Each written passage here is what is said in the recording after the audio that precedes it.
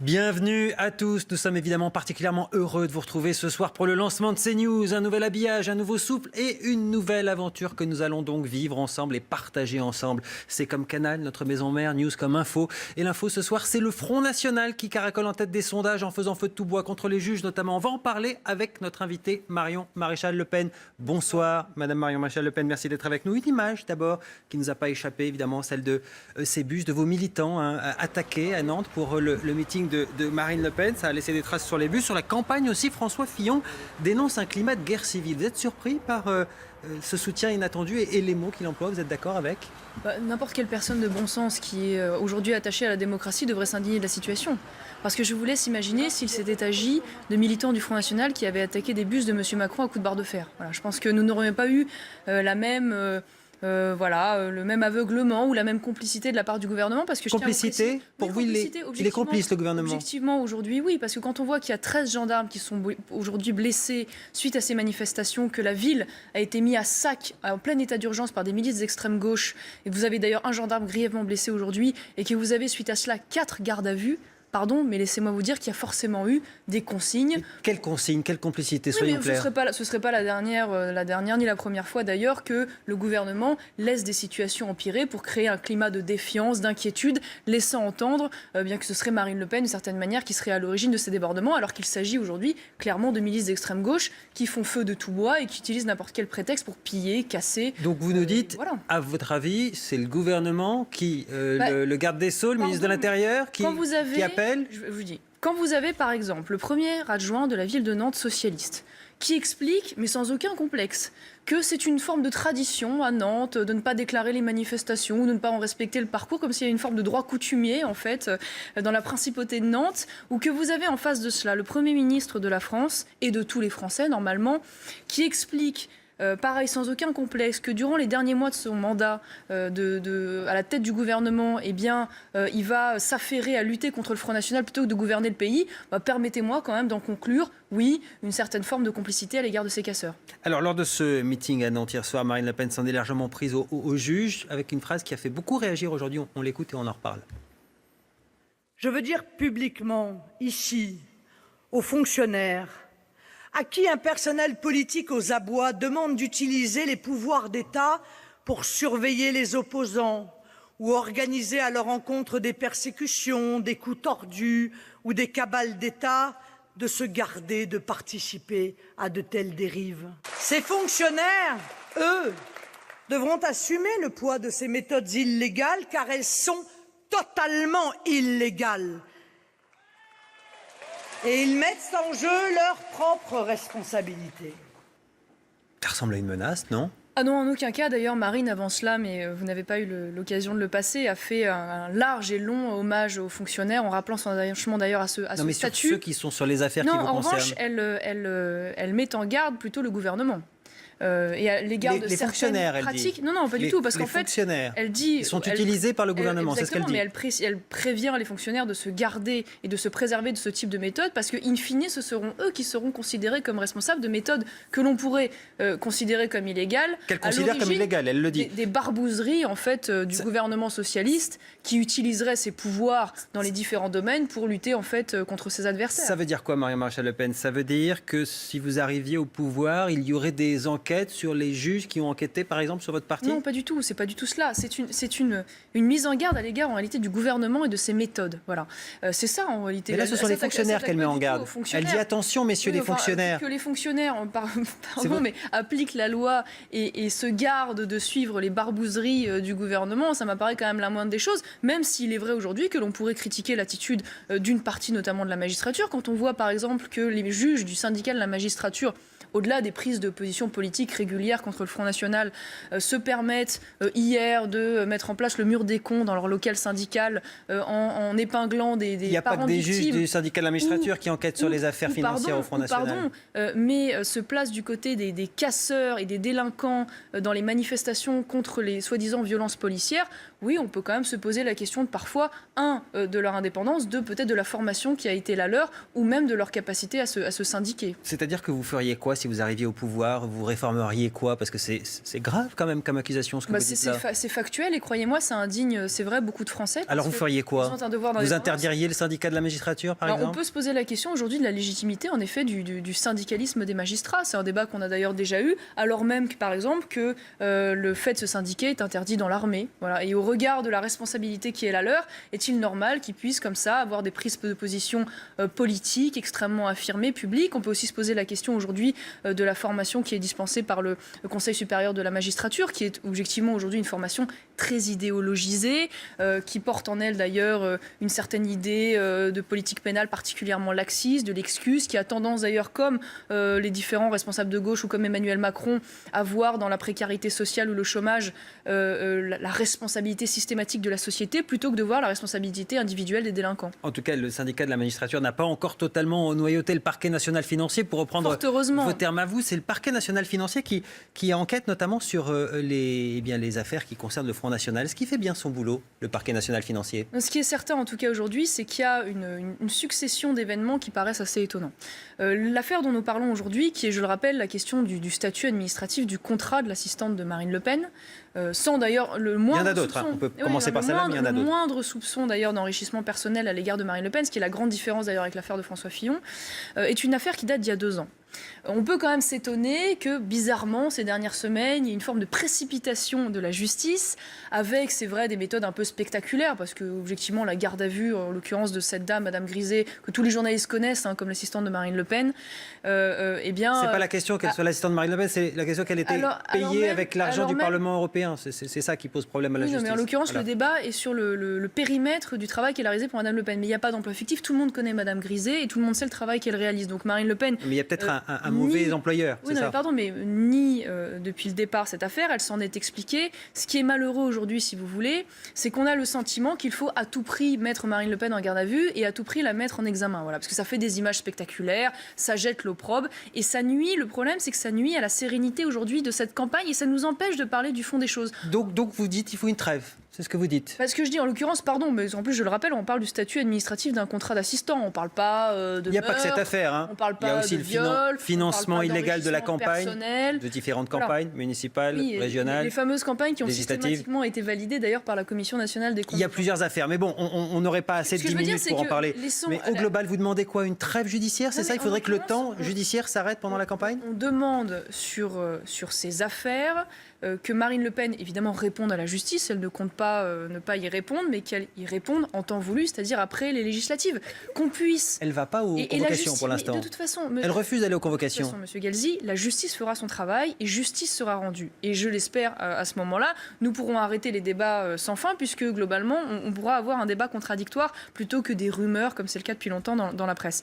Donc la justice, de toute façon, sera rendue. Faisons-le à un moment donné où nous n'avons pas le destin de la France à choisir dans les semaines qui viennent. Parce que le problème, c'est qu'on ait un débat sans fin où les médias reprennent les arguments de l'OLAF, donc le fameux organisme qui est à l'origine de ces poursuites, européen, qui est d'ailleurs totalement lié au Parlement européen, dirigé par nos adversaires politiques. Donc c'est un débat sans fin. Laissons plutôt la justice faire son travail après que nous ayons pu aller sur le fond et débattre. Il n'y a jamais de trêve sur les enquêtes. C'est simplement ça. Il n'y a jamais de trêve sur les enquêtes en cours. Il peut y avoir des trêves, des ajournements de procès, mais il n'y a jamais de trêve sur les enquêtes en cours. Ça n'existe pas. Ça ne serait pas une bonne justice. Ce qui est quand même très étonnant, c'est qu'on s'indigne du fait qu'on puisse réclamer un débat serein au moment des présidentielles et que l'audition de Marine Le Pen soit reportée après législative, mais on ne s'indigne pas de la concomitance de cette audition, comme par hasard 2 mois avant l'élection présidentielle, alors que ça fait 2 ans.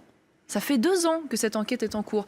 Voilà, donc dans ce cas-là, que l'on ne s'étonne pas d'un côté qu'il y ait une suspicion sur la justice, alors même, et c'est vrai d'ailleurs aussi dans l'affaire de François Fillon, quoi qu'on en dise, et quelle que soit l'issue, on a le sentiment qu'aujourd'hui, les mises en examen, les gardes à vue spectaculaires sont une façon de disqualifier l'adversaire et de ne pas avoir à se justifier ni de son bilan ni de son projet. Sur le fond, et on passera à d'autres questions ensuite, mais sur le fond de ces affaires qui concernent votre parti, est-ce que ça ne vous choque pas quand même de vous dire, bon, on a payé autant d'argent des cadres du parti qui travaillaient en France, à Paris, dans les régions, qu'importe, mais certainement pas au Parlement européen, avec l'argent public de l'Europe? Est-ce que ça, c'est pas un problème? Est-ce que ça vous choque, Marie-Maréchal Le Pen? D'emploi fictif. Donc moi, je veux dire, moi, je suis pas au Parlement européen. Mais est-ce que ça vous choque l'idée? Est-ce que vous dites pas, c'est un peu bête, on aurait dû les payer avec avec Oui, le Parlement français ou avec de l'argent français. Non, mais enfin, en l'occurrence, s'ils ont assisté au Parlement européen, je vois pas en quoi il y aurait eu besoin de passer par un autre contrat. Moi, j'ai totalement confiance en Marine Le Pen sur cette affaire. C'est d'ailleurs assez amusant régulièrement, notamment dans le service public, de prendre des leçons des journalistes, de certains journalistes qui sont payés aussi par l'argent public grassement.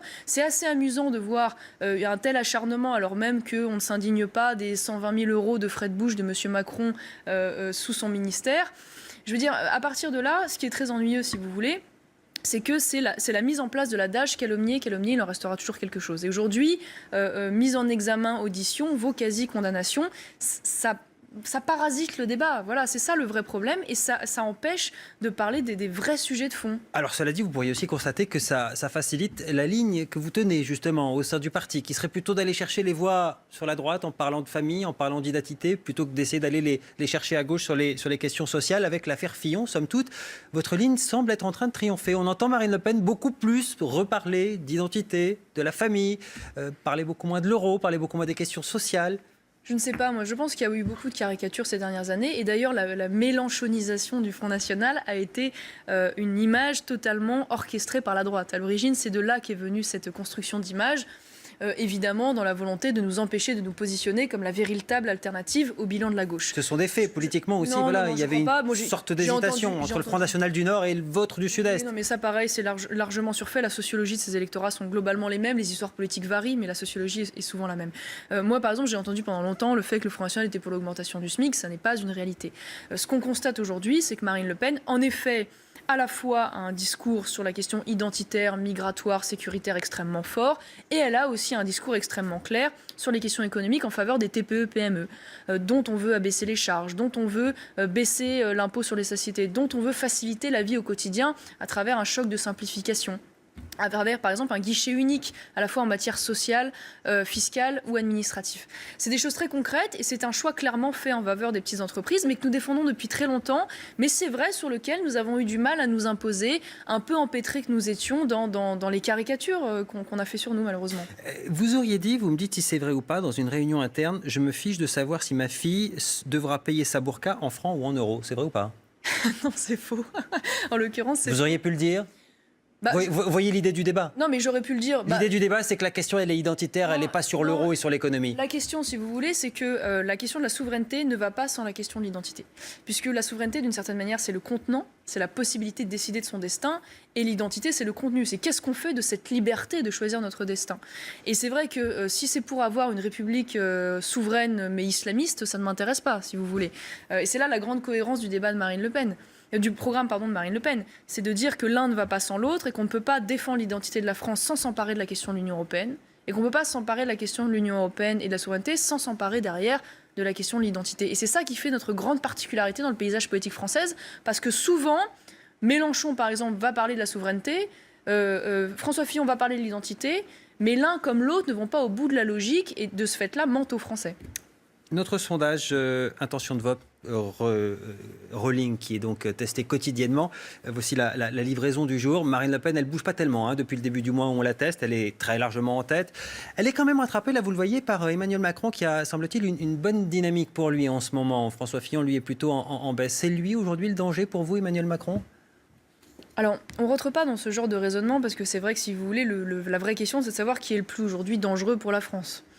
C'est surtout ça, les calculs cyniques de savoir contre qui on serait le plus avantageux. Marine Le Pen l'avait fait sans problème. Elle avait dit si c'est Macron, ça me va très bien, ça sera parfait comme rival. L'intérêt, c'est que le clivage est clair. Voilà, on a d'un côté quelqu'un qui défend la nation, de l'autre quelqu'un qui défend l'idée mondialiste, c'est-à-dire l'abolition des frontières économiques, humaines. C'est quelqu'un, M. Macron, qui est pro-immigration. Qui a par exemple défendu le traité de libre-échange avec les États-Unis, le traité de libre-échange avec le Canada, qui est un drame pour nos agriculteurs. C'est un homme qui est pour la GPA, la PMA, le mariage homosexuel. C'est un véritable libéral de gauche, en cumulant finalement tout ce que nous combattons, nous, viscéralement. Donc pour vous, ce serait une bonne opération, un combat au second tour avec Emmanuel Macron? J'aurais le mérite d'être clair. Après, est-ce que Macron portera les espoirs qu'il porte aujourd'hui? J'en suis pas tout à fait convaincue, car je crois que les Français aujourd'hui sont en train de découvrir son projet de plus en plus en détail, enfin, et on se rend compte que c'est extrêmement décevant. C'est l'héritier direct de François Hollande. Il en a été le ministre, il en a été le secrétaire général adjoint, il en est aujourd'hui l'héritier politique, il continue la logique finalement de François Hollande, y compris en matière économique d'ailleurs. Au premier tour, les choses s'annoncent plutôt bien pour vous si l'on en croit les sondages. Il faut aussi faire attention aux sondages. On a vu ce que ça certaines donnait expériences à l'étranger ont par les temps qui courent. remis en cause les sondages. Et il faut peut-être encore plus se méfier des sondages de second tour, parce que le premier n'ayant pas eu lieu, c'est peut-être difficile de se projeter. Mais enfin, voilà ce que ça donne aujourd'hui, et c'est à peu près pareil chez tous les instituts de sondage. Face à Emmanuel Macron, regardez ce qui se passe. D'ailleurs, quand François Fillon est testé, ça donne à peu près la même chose. Vous avez toujours cet obstacle du second tour. L'impossibilité, semble-t-il, d'avoir des réserves entre le premier et le second tour. C'est l'histoire de votre parti, Marion Maréchal Le Pen. Pourquoi ça changerait cette année ? Moi, je ne crois pas, parce que déjà, la démocratie des sondages, on vient de le rappeler, a été balayée littéralement au moment du Brexit. Non, mais ça, c'est l'histoire de votre parti. Oui, pas de réserve après le premier tour. Je crois que Marine Le Pen va déjà envoyer de grands signaux de rassemblement qui nous permettront, j'en suis convaincue, de convaincre largement au-delà de notre base. Elle a dit mon gouvernement ne sera pas un gouvernement fronto-frontiste. Le Premier ministre ne sera pas d'ailleurs nécessairement issu des rangs du Front National. Elle s'adresse d'ailleurs en cela en grande partie à ce qu'on pourrait qualifier simplement de la droite nationale conservatrice, incarnée aujourd'hui par des personnes extérieures à la politique. C'est vrai de gens comme Philippe de Villiers, par exemple, mais aussi des gens en politique. Moi, je suis convaincue... Ça peut être des gens de gauche aussi, par exemple ? Ça pourrait être des gens de gauche, bien sûr, si tant est qu'ils nous rejoignent. Mais malheureusement, il n'y en a pas beaucoup dans la vie politique actuelle. Vous êtes prêt à prendre des ministres de gauche dans un gouvernement si vous étiez élu ? Objectivement, dans le cadre actuel de la politique, j'en vois pas. J'en vois pas. C'est vrai que vous avez raison, Nicolas Sarkozy avait même proposé à Christiane Taubira, lorsqu'il était arrivé aux affaires, ce ne sera pas notre cas. Dans l'état actuel de la vie politique française à gauche, je ne vois pas qui pourrait, objectivement, partager notre vision à la fois de l'identité et de la souveraineté. Les personnalités, a priori, serait plutôt du côté de la droite, et Marine Le Pen en a cité quelques-uns, puisque des gens comme Nicolas Dupont-Aignan ou Henri Guénaud, par exemple, si nous sommes au deuxième tour la seule alternative face à la gauche, je ne peux pas croire que ces hommes, dont je suis convaincue qu'ils sont des hommes de conviction, n'iront pas au bout de leur logique en appelant à voter pour nous. Vous dites seule alternative face à la gauche, vous ne parlez pas comme Marine Le Pen. Marine Le Pen, elle dit ni droite ni gauche. Si, je pense que Marine Le Pen se positionne largement comme alternative à la gauche de M. Macron, à la gauche hystérique de M. Hamon ou à la gauche extrémiste de M. Mélenchon. J'ai absolument aucun doute là-dessus. La seule chose qu'elle dit, c'est qu'elle veut pouvoir s'adresser à l'intégralité des Français et qu'elle ne fait pas politique catégorielle, ce qui m'apparaît assez sain quand même. Ce sera peut-être notre dernière question, mais allez, on fait un petit peu d'histoire des idées politiques. Pour vous, Marion Maréchal Le Pen, la différence entre la gauche et la droite, c'est quoi, fondamentalement ? Il y en a beaucoup. Il y a énormément de choses. Il y a le rapport à la propriété, le rapport à l'égalité, les grandes références, les grandes personnalités qui ont pu faire ça. Le rapport au libéralisme aussi, parce qu'il faut rappeler une chose, le libéralisme, par exemple, est né à gauche avec la loi Chaplin. Donc finalement, la gauche revient à ses premières amours. Et moi, je suis plutôt de ce qu'on pourrait appeler la droite légitimiste, c'est-à-dire la droite qui a une approche conservatrice, qui veut défendre son héritage, veut défendre son patrimoine, et à la fois avoir une véritable politique sociale qui n'est pas la droite compatible avec la politique fric. Étatiste voulue par M. Philippot, par exemple Je suis convaincue que vouloir un État protecteur, c'est extrêmement moderne. Au contraire, je veux dire, nos politiques à droite, d'ailleurs comme à gauche depuis des années, n'ont eu de cesse de déliter cet État. On en voit les conséquences tous les jours en matière sociale, en matière de chômage, en matière de pauvreté, en matière d'immigration et d'insécurité. Retrouver un État régalien fort, ça n'est pas défendre un État nounou extrêmement intrusif. C'est au contraire moins d'État dans le quotidien des entreprises, mais c'est plus d'État sur nos frontières pour défendre les Français. Merci Marion Maréchal Le Pen d'être venue répondre à nos questions ce soir. On se retrouve pour le grand décryptage. À tout de suite.